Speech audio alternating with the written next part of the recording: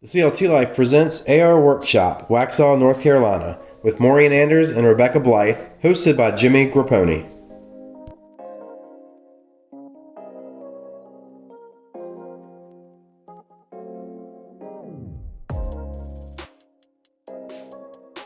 Hey everybody, it's Jimmy Grappone here with the CLT Life and the CLT Life home team at Costello Real Estate Investments.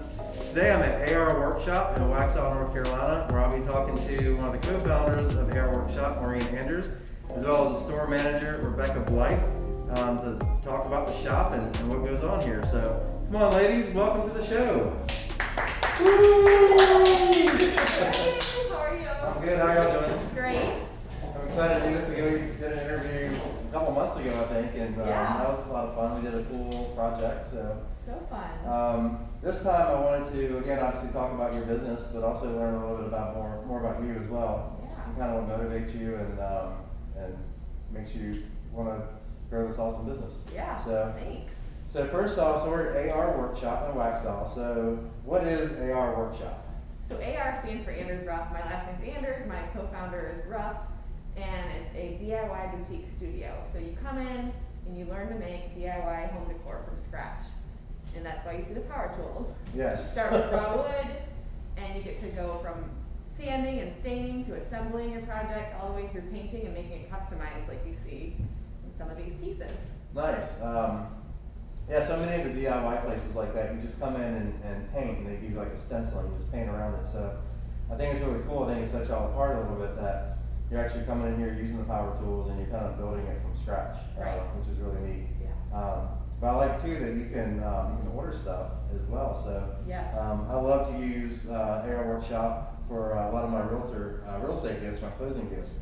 So you guys have created some beautiful things that I probably would have messed up if I was doing it myself. Thank you. Yeah, we love to make it. Some people don't have time to come craft, so we try to, Right. take retail orders. We also have a retail section as well as the DIY to go kits too. Nice. So I know we talked before a little bit. You started off, you had a blog, and you and your friend had a blog and were doing some projects. So what made you decide to take it from that into a brick and mortar store locally? And then you guys franchised and kind of exploded all over the country. So what was the motivation behind that? I mean, I've always been a pusher and a driver, and I'm competitive, and I'm like, okay, so we started Anders Ruff on a whim in 2010, and like you said, Jimmy, we were a DIY party blog, and we sold party decor, but we were teaching crafts for people at home. So 6 years into it, we were still on our blog with our e-commerce shop, and we were getting a little antsy for the next thing. And we were having some craft nights with some of our friends. They always wanted to see the things we made for our homes. And that night, it just kind of sparked an idea. And I was like, there's these paint and sip concepts, which are great, but all of our customers love custom things. That's what Anders Ruff was kind of founded on. So we're like, why don't we open a brick and mortar, do retail, do the classes, teach people, because more like when people saw our Facebook posts of the finished projects, they're like, how do I get to make this? And we're like, there could be a real thing here. It just makes you feel good when you complete something, and so that's kind of how it started. And since we had this whole foundation of Anders Ruff with customers all over the country, when we launched the Pineville shop, we had our DIY followers from Anders Ruff saying, why isn't there one near me? And I'm like, well, I don't know how to franchise, but I will learn how. And so quickly after, we franchised our first one to my roommate from college, and that was like 3 months later. Oh wow. Yeah, I think I told you a while ago, we had friends from New York, and one of my wife's friends that she grew up with lives on Long Island, and she made your chunky blanket a couple years ago. We posted a picture of the chunky blanket, and we're like, oh, I know the people who came up with that. That's so We cool. thought that was really neat. It's really, I thought it rewarding to see people do it all over the country. So what do your customers and your clients, what do they say they love most about coming into the AR Workshop? I mean, Rebecca might know kind of like what she's hearing lately, and I know my own thoughts. But I can talk to. I think it's a mixture of like the atmosphere that's in here, because it is very much like a party, having fun, like the person you're working with. Very just relaxed, having some good old-fashioned crafting time. So I think it's a mix between that and then, like Maureen was saying, like the custom designs. You get to come in and make something that's completely different than most people see in their homes, and we have so many options to choose from, and it's personalized to you. So since you get to be personalized, and this is kind of putting me on the spot, but what's the oddest thing that anyone has ever asked for or wanted to make or wanted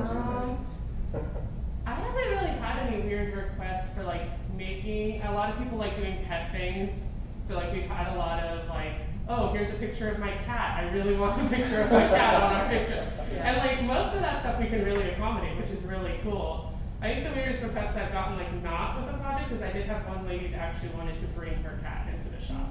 That was a little strange. We've had really cool things too, like proposals where, you know, the husband or the boyfriend, girlfriend Yeah. are making a sign, and like we had one pre-made that was like, will you marry me? And so That's we awesome. had proposals and all sorts of things. That's awesome. That's really cool. So we're in 2021 now. 2020 was obviously a crazy year for businesses. You had to shift and kind of change your outlook and a lot of your procedures and things like that. How did you stay motivated throughout the year when there were some more challenging, more difficult times throughout the business year? Yeah, I think the silver lining of it all was we've always wanted to try other things with our business because we had been in it, 4 years. We've always thought about doing kits. And so for me, I looked at it like, okay, I can be very negative about it, or I can look at it as an opportunity to try different things with a captive audience at home. And so coming up with the DIY to go kits, this is just that's an awesome. example of like a little Valentine's Day garland. People were home with their kids, they wanted stuff to do. And so just getting the feedback from customers and our franchisees about how much fun it was and how they love doing crafts at home, and now it's expanded and we don't have to be confined by the 4 walls of our workshop now. We can do virtual events with hundreds of people now. So I think it was just seeing the things that were working was like, okay, 5 things might work and 10 things might not work, but the 5 things that do work keeps me going. Nice. And you don't really know until you try some of those things out. What's Exactly. actually going to work. Yep. So yeah, I think it definitely, when we had to shift how we did things, it definitely showed us some new ways of doing things. So like, I know that I do a lot more virtual meetings and things like that now. So Yeah. it's cool to see you be able to adjust and do a class like that Right.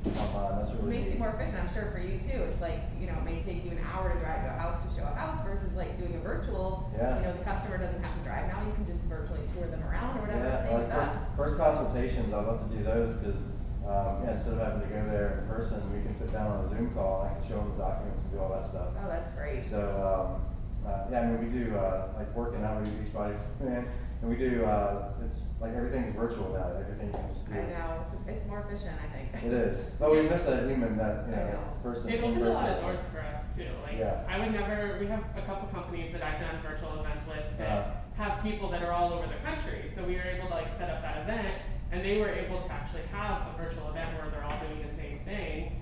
Whereas that's not something normal for that company. Right. Yeah. That's really cool. Very cool. All right, so we are located here in Waxhaw. So what are some of the things that you love most about the Waxhaw community? Well, my sister-in-law lives in Waxhaw now. I've always loved it because I love the businesses here. The small, like there's not a ton of chains. The people, there's so many young families. The schools are fantastic, and I think just for a business owner, since I don't live right in Waxhaw, I live the next street over, kind of. Right. It's just nice to have like the community support. Everybody here really wants to see local businesses thrive. And there's great communities of, groups of moms and groups of other business owners that you can connect with. So it's not as intimidating as maybe being in like a big Charlotte or something. All right. Cool. All right, now is when we're going to get a little bit deeper with some of the questions. Okay. I told you I had some deep, kind of get to know you questions. And Rebecca, feel free, you can answer these as you want to as well. So. Interrupt me. So, I don't know if this one's as deep, but so why do you think it's important for people to shop local? You mentioned the local shops here in Waxhaw, which there aren't very many, especially in the downtown area. There aren't very many chains.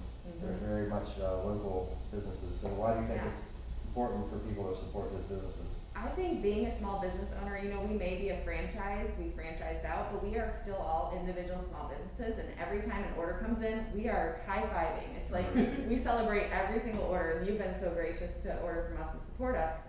I think it's kind of, you're voting with your dollars, and you either vote for the big guys, or you vote for the small ones that are really local people who live here, who you want their businesses to thrive so they stay local to help grow the community. So for me, every time I purchase something, it may be tempting to go to Amazon, but I'm like, can I get it locally? If I can, then I want to help that other local business owner. I don't want to see businesses go out of business. Yeah, and we have such a great, thriving downtown area. That's one of the cool things about the whole Charlotte area is you have Waxhaw, obviously, you have Fort Mill, which I know you know, downtown Fort Mill. Pineville, up around the lake, there's Davidson. There's all these little small towns that have local businesses, and it's great for the community to support those because then they stay unique. It's kind of what keeps these places what they are and gives them their charm. And it propagates new businesses. My husband and I are constantly, like, when we see a new restaurant or a new business coming in, we're like, yes, a new place to go. Oh yeah. And it's like, if there are thriving businesses, that makes other businesses want to come and open too. Yeah. There's new businesses, new restaurants just opened up in Waxhaw last week. Yeah, very exciting. So, all right, here's a deep question. Okay, let's hear it. So if a young person asks you for advice on how to live their life, what would you tell them? And then as a follow-up, when your life is over, how do you want to be remembered? Oh man, these are deep. Man. I would just say follow your passion. If you love, helping people, then do something where you can get that fulfillment. You're not going to be happy unless you're doing something you enjoy. I mean, there are days that are hard, but I think follow your passion, because if you start going against the grain with what you're not passionate about, it's going to show in other ways. You're not going to be successful. So even if you have naysayers, my dad told me when I went into college, I went into engineering, he's like, it's too hard, it's gonna be so hard. I'm like, nope, I'm gonna do it. After college, I did a career path that he told me not to do, and I just felt in my gut that I had to do it. And he's like, I'm so glad you did that, because if you don't follow your passion, you're just not gonna be happy. Yeah. So, I don't know if you have that. No, I think the same, and for me, it was a lot of find the place that you fit in. Mm-hmm. Like, I've worked for a lot of bigger companies where you're just kind of a number, you're not really, and I needed to find something where I actually felt like I was making a difference. And so I would say find that place or that thing that you actually feel like you really want to, you're a part of something. Yeah. For sure. Cool. Know what you love, or do what you love and love what you do, right? Yeah, exactly. Exactly. So now this is the deepest question of all. Okay. So what is the best way for customers to contact you and or to make a purchase from your from the store, or to schedule an event or anything like that? Well, thankfully, Rebecca's here like most times. So if you walk by the store and there's a class going on, we have the retail, you can come shop. But we are, of course, online. It's 2021. So arworkshop.com. It's arworkshop.com/Waxhaw. Okay. And that'll take you to where you can sign up for classes. There's a whole calendar of events. There's order forms to order pre-done projects like you do. There's kits you can purchase as well as retail, and it's the best way to find us, as well as, of course, social media. Yeah. Facebook and Instagram, just find us at AR Workshop Waxhaw. Nice. And what's the address here? We are 3905 Providence South. Okay, so if you're familiar with the Waxhaw area, they're maybe like a mile north of downtown Waxhaw, right off of Providence Road, which is Route 16. If you're in Charlotte, you can just head straight down 16. Yep. Yeah, And, straight shot. yeah, if you hit the railroad, if you get to the railroad tracks, you went about a mile too far. Yeah. So just turn around and come on back. So. Google Map us. Yeah, there you go. Google Maps always works. Yeah. Well, thank you so much for your time. I really do appreciate it. So it's been great to get to know you guys and to support your business over the years. So I really appreciate your time. Yeah. We love making custom signs for you, so thanks. I always hear about all the ones that you do, and they all look beautiful. Yeah, they always come out great. So be sure to support your local business. Thanks so much for watching. Stay tuned. We'll do more videos like this, so make sure you check out parkbench.com/Waxhaw. We also have parkbench.com/Marvin, Indian Land, and Fort Mill. So make sure you check out those sites, no matter depending on which community you live in. If you're a small business owner and you're interested in having your business featured, please reach out and let's get it on the calendar. Thanks so much for watching. Thanks, guys. Appreciate it. Thank you so much. All right, bye-bye. Bye. Thanks for watching this episode of The CLT Life Presents, hosted by Jimmy Grappone. Don't forget to support your local businesses. See you on the next video.